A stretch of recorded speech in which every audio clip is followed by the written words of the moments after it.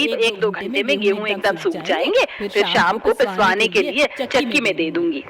तभी एकदम से मौसम बिगड़ जाता है और आसमान में काले काले बादल छाने के साथ बारिश होने लगती है, जिसे देखकर बूढ़ी पार्वती चिंता जताते हुए बोलती है, अरे नहीं, राम जी को भी अभी आफत लगानी थी। गौरी बेटी जल्दी से आकर गेहूं उठवा, वरना सारे गीले हो जाएंगे।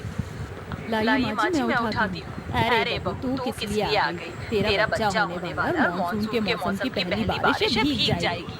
सविता का ससुराल एक कमरे में ही सजा हुआ था, जिसमें खाना पीना बनाना, सोना सब कुछ एक ही कमरे में करने में उसे दिक्कत आती थी। अरे क्या बात है, आज तो आप दोनों बाप बेटे बड़ी जल्दी आ गए। बहू, आज तो पूरा परिवार घर में है, टाइम से रोटी पानी बना ले। जी माँ जी। बहू चूल्हे पर खाना बनाने लगती है, जिससे कमरे में धुआं धुआं मच जाता है। ऊपर से बारिश भी एकदम जोरम जोर होने लगती है, जिसके चलते छत भी टपकने लगती है। सबकी नजर कमरे की टपकती छत पर लग जाती है। हे राम, बस यही दिन देखना बाकी रह गया था।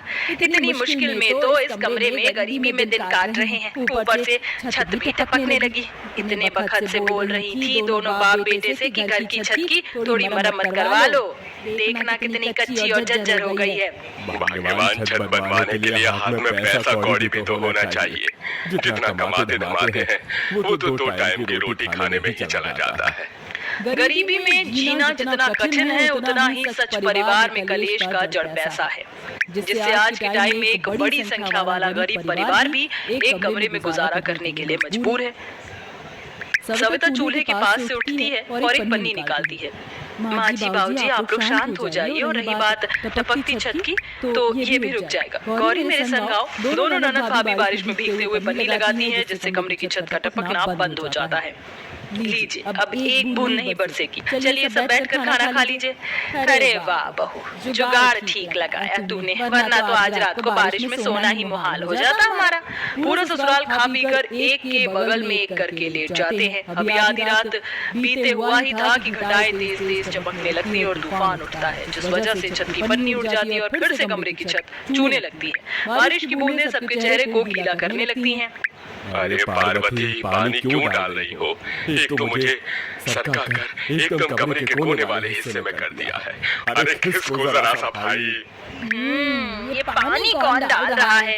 बारिश इतनी तेज थी कि कमरे के कमजोर खिड़की दरवाजे आपस में तूफान से टकरा टकरा कर छींटे अंदर ला रहे थे। जहाँ हाथ पांव सिकोड़ कर सो रही बहू गीली हो जाती है। हे भगवान, ये पानी कहाँ से आ रहा है? अरे नहीं, लगता है छत पर की पन्नी उड़ गई है। सासू माँ, ससुर जी, पवन जी, ननद जी, सब लोग उठ जाइए, कमरे में पानी भर रहा है।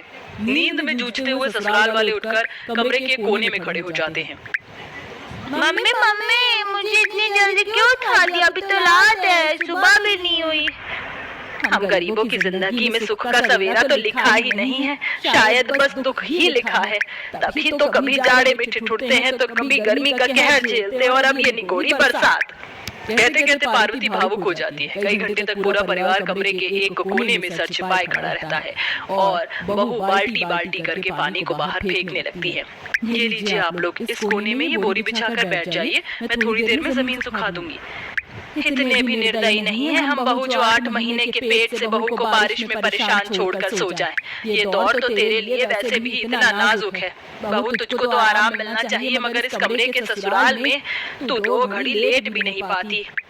भाभी, बाल्टी मुझे दीजिए, मैं पानी फेंक दूंगी, आप बैठ जाइए। लेकिन सविता नहीं मानती। तीनों सास बहू ननद रात भर कमरे में से बारिश का पानी बाहर निकाल निकाल कर फेंकती हैं, और सबकी सोती हुई आंखें बस बारिश के थमने का इंतजार कर रही थी। और यूं ही रात कट जाती है। तभी कहीं सुबह जाकर बारिश बंद होती है, और फिर सब बिना बिछौने के ही जमीन में फैल जाते हैं। अरे अब उठ भी जाओ, दोनों बाप बेटे काम धंधे पर नहीं जाना क्या? जाना है माँ। हे भगवान, कितनी देर हो गई, हमको तो बोरियां उतारनी थी। दोनों बाप बेटे हाफते भागते हुए राशन के गोदाम में पहुंच जाते हैं। तब तक ट्रक जा चुकी थी, जहां उनका मालिक चौधरी मलमल का कुर्ता पहने पैर पर पैर चढ़ाकर पकौड़े ठूस रहा था। वाह, क्या मस्त पकौड़े बनाती है बसंती। मेरा तो खा खा कर पेट टंच हो गया, लेकिन इतने खस्ता अच्छे पकौड़े बनाए हैं कि मेरा तो मन ही नहीं भरा। ऊपर से बरसात के मौसम में पकौड़े खाने का मजा ही अलग है। तभी फटा चिटा कुर्ता डाले पवन हाथ जोड़कर पास में आता है। जयराम जी की चौधरी जी, क्या बात है, आज अनाज की गाड़ी नहीं आई? अनाज की गाड़ी आई भी और खाली भी हो गई। अब तुम दोनों बाप बेटे तो ठहरे भैया राजा बाबू। हाँ, 10-10 बजे तक आओगे तो मैं इंतजार में थोड़े बैठा रहूंगा। चलो अब कल आना। दोनों बाप बेटे मुंह लटका कर घर चले आने लगते हैं। आज की कमाई तो गई, वैसे ही बारिश का मौसम है, आज क्या बनेगा घर में। बाबूजी थोड़ी देर यहीं देखते हैं, शायद कोई काम मिल जाए। दोनों बाप बेटे सड़क पर खड़े रहते हैं, तभी फिर से बारिश शुरू हो जाती है। इधर सास बहू ननद घर पर भूखे बैठे थे, जबकि धन वालों के घर में बारिश का मौसम सुहानी खुशियां लाया था। माँ देखो पकौड़े की खुशबू आ रही, तुम भी पकौड़े बना लो ना माँ। तभी दिल उदास करके बहू बोलती है, बिटिया ये पकौड़ी खाना अच्छी चीज नहीं होती, पेट में दर्द होता है और रात की रोटी है वो खा ले। मुझको नहीं खाना, रखो अपनी रोटी। मुंह फुलाकर पूजा दरवाजे के आगे बैठ जाती है, जहाँ उतनी बरसात में भी कई गरीब ठेले वाले फेरी लगाकर घूम घूम कर पकौड़े वगैरह बेच रहे थे। सुबह से बारिश में भीगते भीगते दोनों बाप बेटे को शाम ढल जाती है और दोनों थरथराते कांपते हुए घर आते हैं। शंकर दरवाजे के आगे गिरकर बेहोश हो जाता है। हे भगवान, जी क्या हुआ तुमको? ए उठो ना, ये दोनों बाप बेटे बुखार में तप रहे हैं। दोनों सास बहू ने चादर उड़ा दी है, लेकिन पूरे कमरे में बारिश का पानी लगा हुआ था, जिससे सोने के लिए रत्ती भर भी सूखी जगह नहीं थी। तभी एक झटके से घर की आधी छत टूट कर गिर जाती है और कमरे के अंदर जैसे झरना बहने लगता है, जिसे देखकर गरीब ससुराल वालों की आंखों में आंसुओं का सैलाब उमड़ पड़ता है।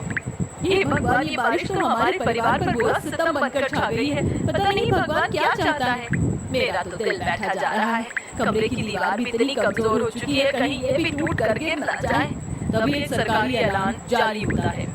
सुनिए सुनिए सुनिए, आज की बड़ी खबर। समाचार में बताया जा रहा है कि अगले 3 दिन तक भारी बारिश की संभावना है। इसलिए इस निचली झुग्गी में रहने वालों को हम सूचित कर रहे हैं कि जितना जल्दी हो सके इस जगह को खाली कर दें। सुनो सुनो सुनो। ये खबर सुनकर जैसे ससुराल वाले दुविधा में आ जाते हैं। हे भगवान, ऐसे तो हम घर से बेघर हो जाएंगे, अब क्या करें? अरे वही होगा जो खुदा को मंजूर होगा।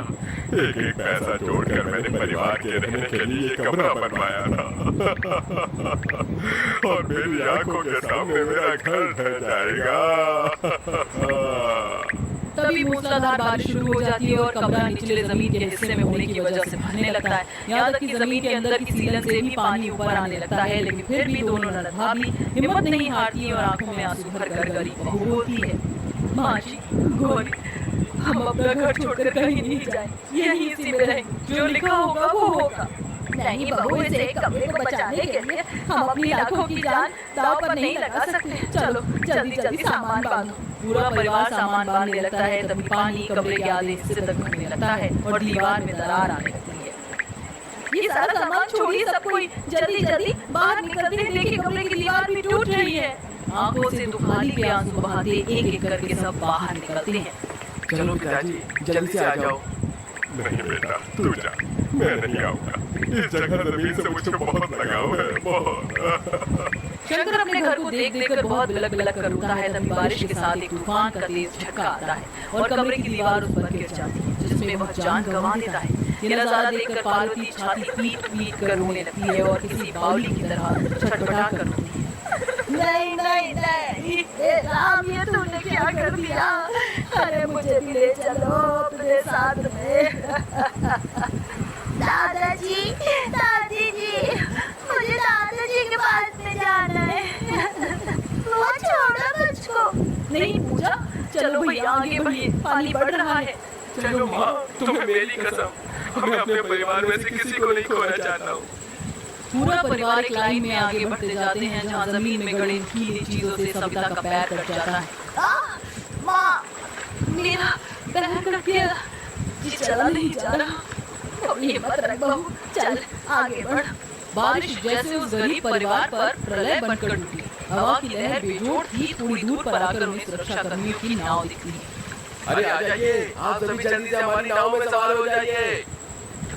चलो सब जल्दी जल्दी बैठो, चलो चलो। कुछ देर में सुरक्षा कर्मी उन्हें सही सलामत बचा कर ले आते हैं, जहां उन्हें खाने को दिया जाता है। 3 दिन गुजरने के बाद बारिश बंद हो जाती है, लेकिन दुखद परिवार वालों की आंखों से आंसू नहीं सूख रहे थे। सरकार उनकी हानि के बदले घर बनाने के लिए 5 लाख रुपए की रकम देकर मदद करती है, जिससे पवन अपने परिवार के लिए पक्का 2 कमरों का घर बनवा लेता है।